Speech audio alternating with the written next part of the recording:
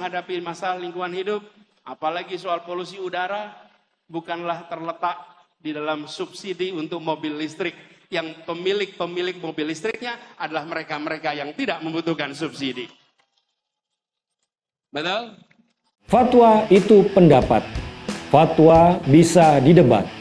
Fatwa tidak mengikat. Fatwa itu opini, tidak suci, meniscayakan toleransi. Dan sebaik-baik fatwa, suara hati nurani.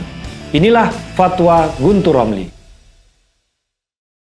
Assalamualaikum warahmatullahi wabarakatuh. Salam sejahtera untuk kita semua. Shalom, shalom aleichem, om swastiastu, namo buddhaya, widek dong tien, rahayu, salam Nusantara. Anies Baswedan menyerang kebijakan Jokowi soal subsidi mobil listrik. Kata Anies, subsidi itu tidak dibutuhkan bagi pengguna mobil listrik. Hanya satu kata buat Anies, munafik. Karena selama menjadi gubernur, Anies juga menerbitkan peraturan yang memberikan insentif bagi mobil listrik. Kalau Anies menuduh subsidi mobil listrik itu tidak layak, yang penggunanya tidak membutuhkan, apakah peraturan yang dia terbitkan sewaktu menjadi gubernur memberikan insentif bagi mobil listrik, apakah penggunanya juga termasuk yang layak diberikan? Pertanyaan yang sangat mendasar, ya silahkan Anies menjawab sendiri.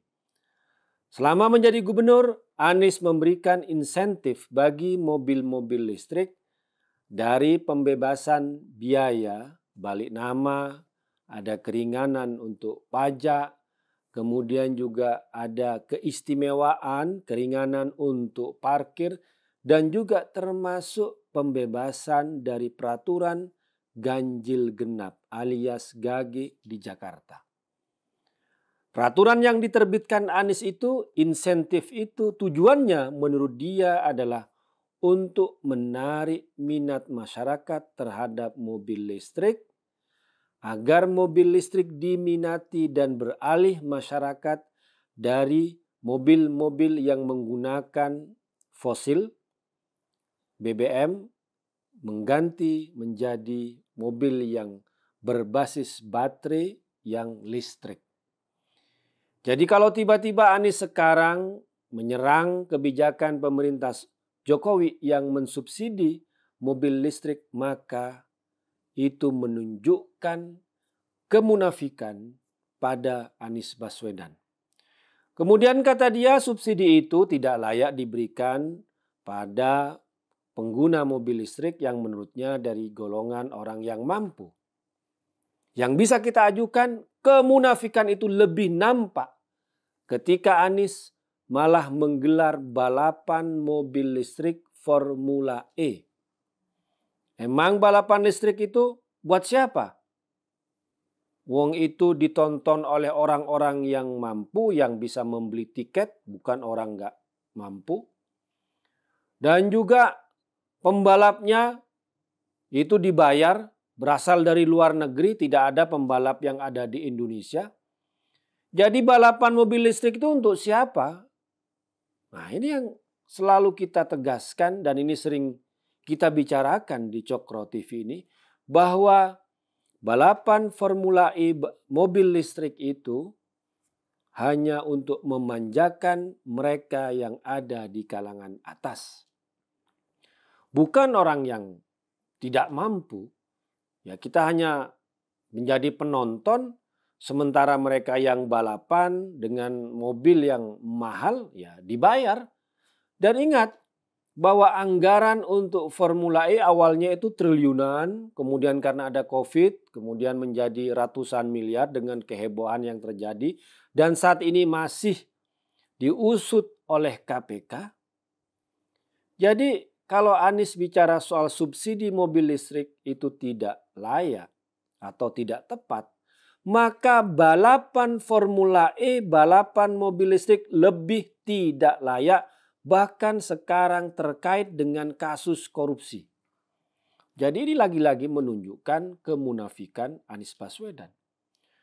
Kemudian Anies mengatakan bahwa daripada menyubsidi mobil listrik lebih baik pada transportasi publik. Pertanyaannya adalah, apa transportasi publik yang dibangun oleh Anies ketika menjadi gubernur DKI?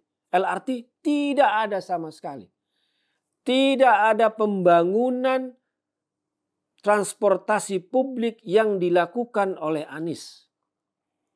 Bahkan Anies waktu menjadi gubernur dia mengganti beberapa bus Transjakarta dengan mobil listrik yang didatangkan dari negeri Tiongkok, dari China.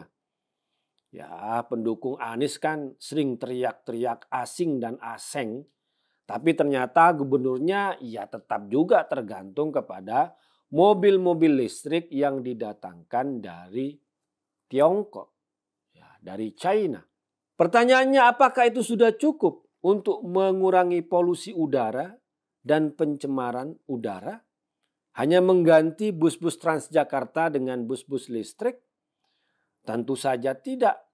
Karena menurut data, pencemaran dari asap knalpot itu banyak terjadi atau bersumber dari mobil-mobil pribadi, bahkan dari motor-motor. Karena itulah pemerintah berupaya untuk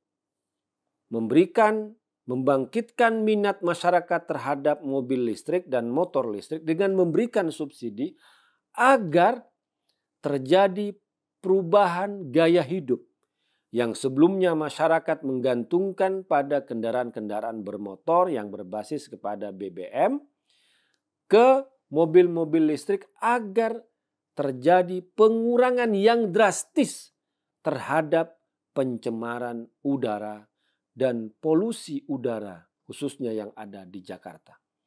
Kalau cuma ganti bus Transjakarta dengan bus listrik ya itu dampaknya tidak seberapa karena yang terbesar adalah polusi kendaraan. Nah, kendaraan itulah yang harus diganti dengan mobil-mobil listrik dan itu tidak bisa dilakukan kalau pemerintah tidak mengeluarkan insentif-insentif seperti subsidi, kemudian membangun tempat-tempat yang bisa ngecas untuk mobil-mobil listrik itu yang tidak lagi dilakukan oleh Anies saat menjabat sebagai gubernur. Dia ngomong mobil listrik, ngomong soal insentif mobil listrik, tapi yang dilakukan hanya balapan mobil listrik Formula E. Tidak membangun infrastruktur untuk mendukung agar mobil listrik cepat terjadi di masyarakat.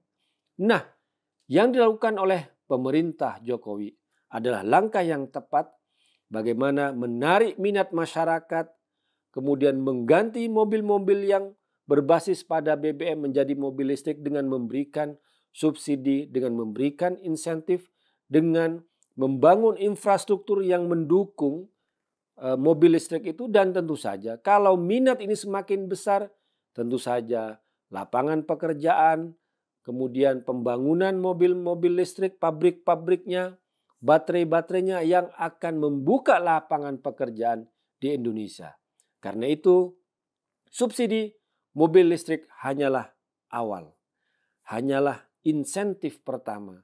Karena tujuan sebenarnya adalah bagaimana mengurangi pencemaran udara, polusi udara, kemudian juga membangkitkan minat masyarakat pasar mobil listrik sehingga menciptakan lapangan pekerjaan yang ada di Indonesia, kemudian meningkatkan pertumbuhan ekonomi yang ada di Indonesia.